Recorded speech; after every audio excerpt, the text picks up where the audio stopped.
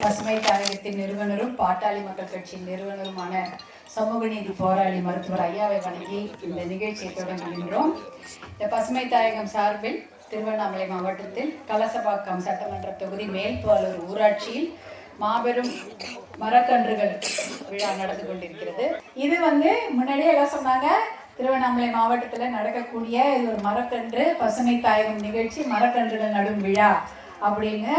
அப்போ இவங்க சொல்லும்போது எங்கள் ஊருக்கு வந்தீங்க, எங்கள் ஊருக்கு நம்மளுடைய பாலூர் கிராமத்திற்கு வந்திருக்கிறீங்க, எங்களுக்கு ரொம்ப சந்தோஷமா இருக்குன்னு. ஆனால் நான் தான் கொடுத்து வைத்தாள் என்று சொல்கிறேன். ஏன்னா இந்த ஊருக்கெல்லாம் நான் கண்டிப்பாக வந்திருப்பேன் சின்ன பொண்ணா இருக்கும்போது. ஏன்னா எங்கள் அப்பாவுடைய ஊர் பக்கத்தில் தான், அங்கே திருமணங்கள் எங்கள் அக்கா அண்ணி எல்லாம் எல்லா பக்கத்தில் அக்கம் பக்கத்து ஊரில் தான் பொண்ணு எடுப்பாங்க, தெரியும் இல்லையா?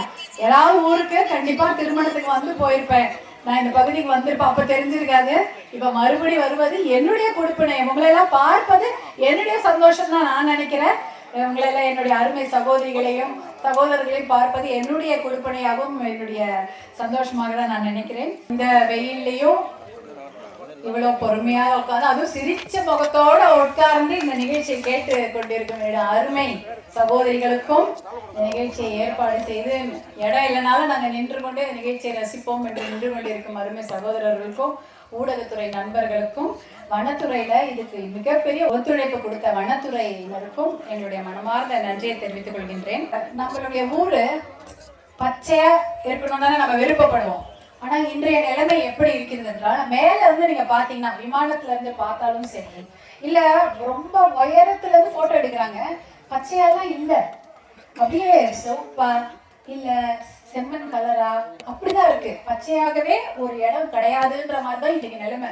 உலகம் முன்னாடி பார்க்கும்பொழுது நீல கலர்ல உருண்டையா இருக்குமா, அந்த பழைய போட்டோஸ் எல்லாம் பார்க்கும்பொழுது உலகமே அப்படியே நல்லா தண்ணி இருந்தா தானே நீரின்றி அமையாது உலகன்றாங்க. உலகத்துல கிட்டத்தட்ட அதிகமாக இருக்கக்கூடியது 70% மேல தண்ணி தான் இருக்கு.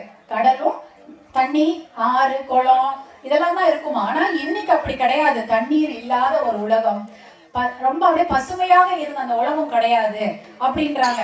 அப்போ எப்படி அந்த ஊர் இப்படி ஆச்சுன்னா, மரக்கன்றுகளை நடுவது குறைஞ்சு விட்டது. முன்னாடி எல்லாம் நம்ம வீடே ஒரு தோப்புக்குள்ள தானே இருக்கோம். இப்ப எப்படி இருக்கு, தோப்பை எடுத்துட்டு வீடு கட்டிக்கிறோம். அப்படிதான் ஒரு இடம் இருக்கு, காட்டு பக்கத்துல வீடு இருக்கும், இப்ப காட்டுக்குள்ளேயே வீடு இருக்கு. அப்ப அங்க மரக்கன்றுகள் எப்படி இருக்கும், இல்ல மரம் இருக்காது. அதனாலதான் இப்ப என்ன சொல்றாங்க, கண்டிப்பாக சூடு அதிகமா இருக்கு, தண்ணி குடிக்கிறதுக்கு கஷ்டமா இருக்கு. சில நாள்ல தண்ணி வரமாட்டேங்குது, மழை பெய்தா நமக்கு தண்ணி இல்ல, ஆத்துல தண்ணி இருந்தா நமக்கு நல்ல குடி தண்ணீர் கிடைக்கும். சில ஊர்ல எல்லாம் தண்ணியே கிடையாது, மழையே பெய்யாது, ஏன்னா மரமே இருக்காது.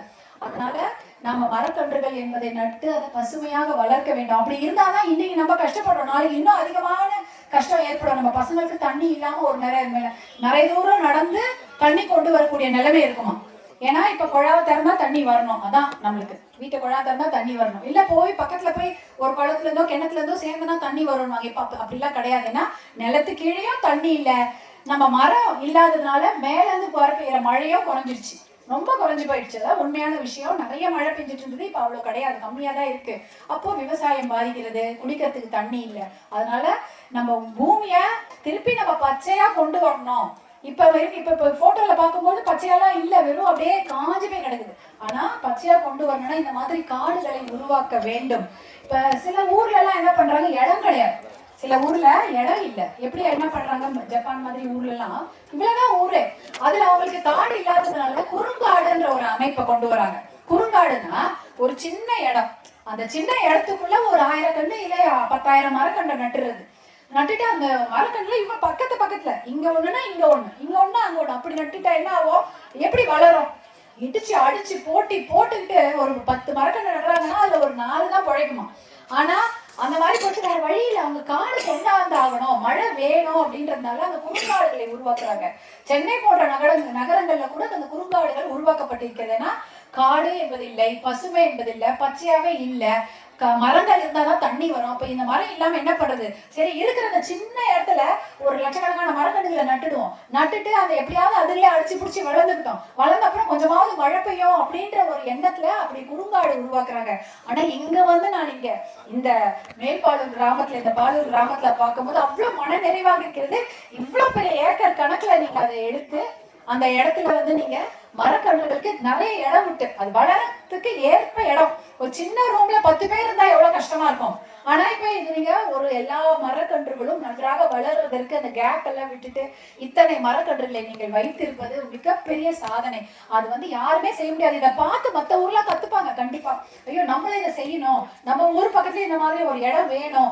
அப்படி இருந்தாதான் நிலத்தடி நீரும் கிடைக்கும், மேல இருந்து மழையும் கிடைக்கும் அப்படின்ற விஷயத்தை எல்லாருக்கும் நீங்க புரிய வச்சிருக்கீங்க. அதனால இந்த கிராம மக்களுக்கு என்னுடைய வாழ்த்துக்களை நான் தெரிவித்துக் கொள்கிறேன். ஏன்னா இந்த மரக்கன்றுகளை நீங்க வச்சதுனால கண்டிப்பாக ஒரு 5 வருஷத்துல இது நல்லா வரும். அப்ப வந்து உங்களுக்கு நிழல் கொடுக்கும், கனி கொடுக்கும், நிறைய பறவைங்க வரும். இதெல்லாம் இருந்ததுன்னா இன்னும் பெரிய பசுமையாக இந்த ஊர் இருக்கும். அப்படி இருக்கும் பொழுது தண்ணி இருக்கும், நல்ல தண்ணி கிடைக்கணும்ல. தண்ணியை காசு போட்டு எப்படி வாங்க முடியும்? நல்ல தண்ணி இருக்கு, நமக்கு பிரச்சனை இருக்காது, நம்ம பசங்க ஹெல்த்தியா இருப்பாங்க.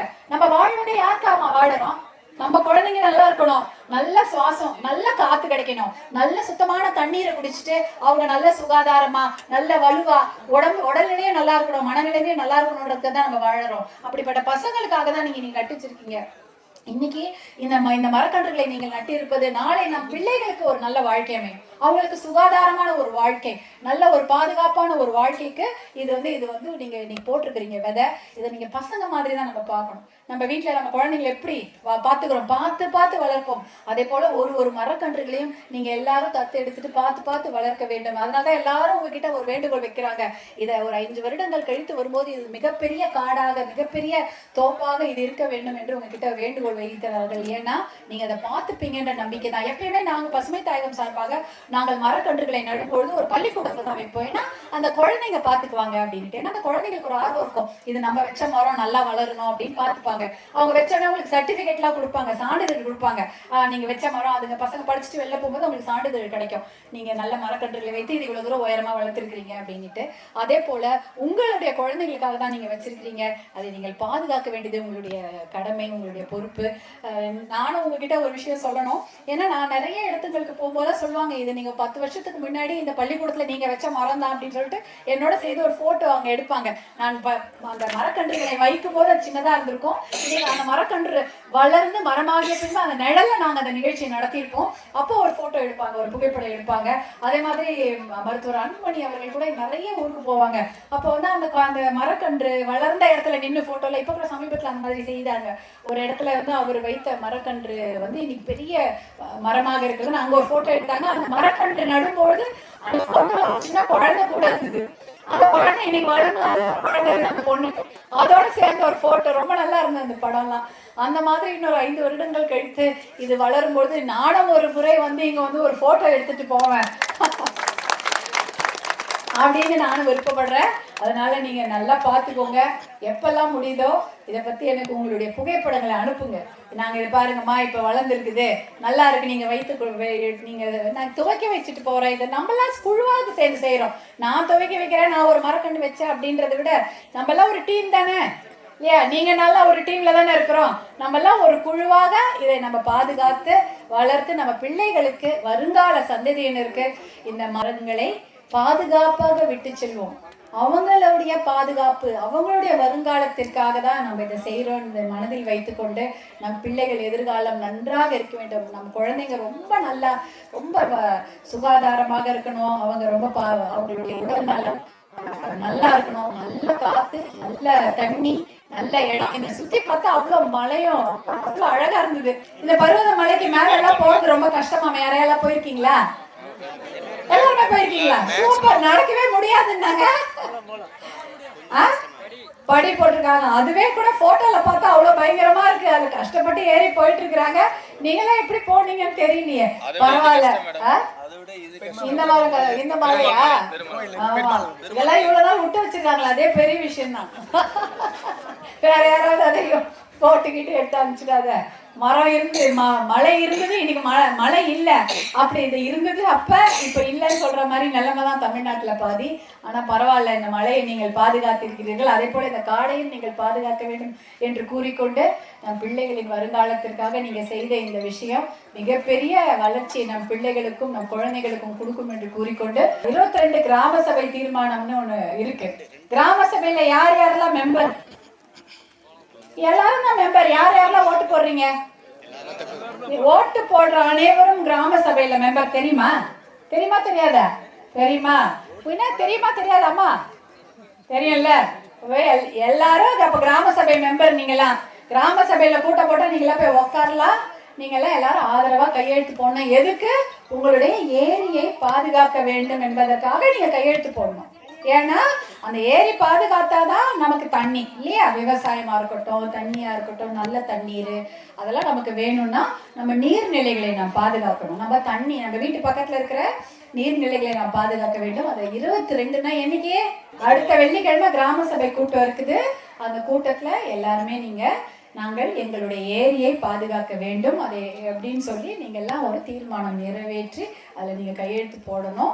எல்லாருமே அதில் மெம்பர். கிராம சபையில் ஓட்டு போடுற அனைவருமே அதில் உறுப்பினர்கள் தான். உங்கள் எல்லாருக்கும் உரிமை இருக்கிறது. உங்களுடைய நீர்நிலைகளை பாதுகாக்க உங்களுக்கு முழு உரிமை இருக்கிறது.